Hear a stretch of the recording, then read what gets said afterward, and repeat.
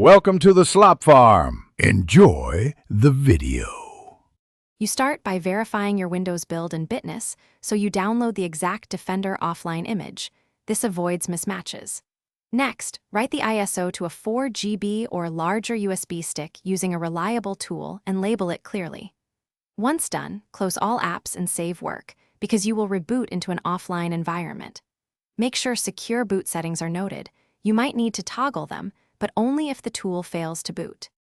After preparing the USB, reboot and use your boot menu or UEFI to start from the drive. This places Defender offline outside the running OS, which is why it finds hidden threats.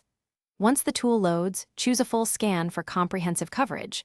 Quick scans miss persistence mechanisms. The scanner will take time, monitor progress, and note detected items. When it finishes, carefully review detections and let the tool quarantine or remove threats. This prevents reinfection when you return to Windows.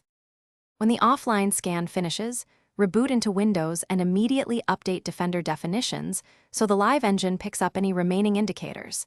Then run a quick in-OS scan to confirm cleanliness.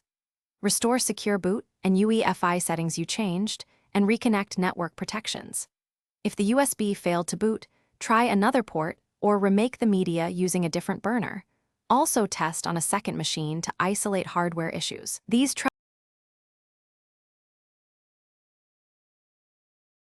Thanks for watching. Consider subscribing if we helped you today.